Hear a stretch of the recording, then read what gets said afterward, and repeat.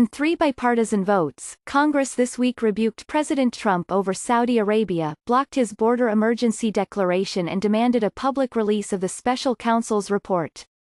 Washington, time and again, when President Trump stood by Saudi Arabia after the killing of a Virginia-based journalist, when it looked as if he might intervene in the special counsel's Russia investigation and when he threatened to declare a national emergency to pay for his border wall, lawmakers on Capitol Hill warned him not to push them too far.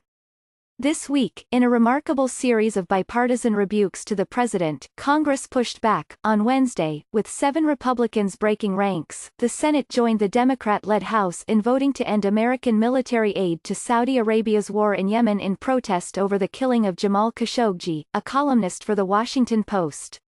On Thursday morning, the House voted unanimously on a non-binding resolution to make public the findings of the special counsel, Robert S. Mueller III.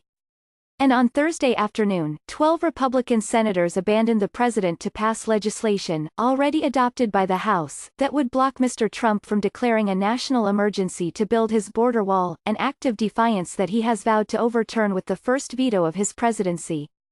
We're saying today, no, we do not acquiesce to this. Senator Lisa Murkowski, Republican of Alaska, said after voting to block the emergency declaration. We do not agree that the president should be able to come in and go against the express intention of the Congress when it comes to these appropriated funds for his wall. The series of votes vividly demonstrated a newfound willingness to stand up to the president among some of his Republican allies on Capitol Hill. And they underscored a deep frustration in Congress about the president's supposed scorn for a co-equal branch of government. We have an issue that has been litigated and adjudicated through Congress. I mean, what was more litigated than this very question? We had a government shutdown for crying out loud, said Senator Patrick J. Toomey, Republican of Pennsylvania, referring to funding for the border wall, which Mr. Trump is trying to secure with an emergency declaration that would circumvent Congress. It's about separation of powers. Mr. Toomey said. It's about respecting the principles of the Constitution. For some Republicans, particularly those who have typically voted in lockstep with the president, the votes were a moment of soul-searching during a harried week before recess, when most lawmakers were looking forward to getting out of town. The Yemen vote was an exceedingly rare invocation of the 1973 War Powers Act, passed after the Vietnam War to restrain the president's authority to use military force. We don't often have great votes about great questions around here about separation of powers, said Senator Rand Paul, Republican of Kentucky, adding, I don't think you can overstate how important it is that for the first time in the history of the country, the full Congress voted to tell the president that we can't be in a war.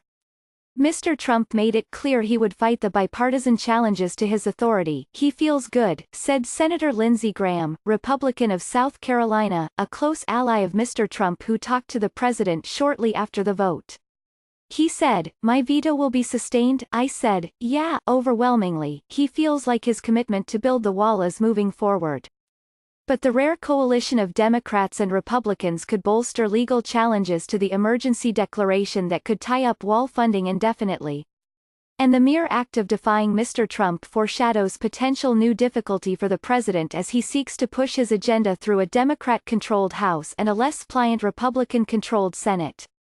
There are moments where you see a partisan rebuke of the president by Congress, said William G. Howell, a political scientist at the University of Chicago and the author of Power Without Persuasion, The Politics of Direct Presidential Action. They are really pretty infrequent, and when you do observe them it speaks to real tumult in the party.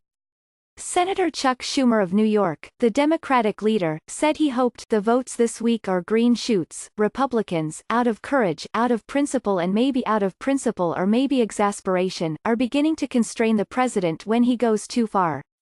Most Republicans cast their votes as a matter of conscience, and some Republicans who fashion themselves constitutional conservatives, such as Senator Ben Sasse of Nebraska, tied themselves in knots explaining how vexed they were to side with the president.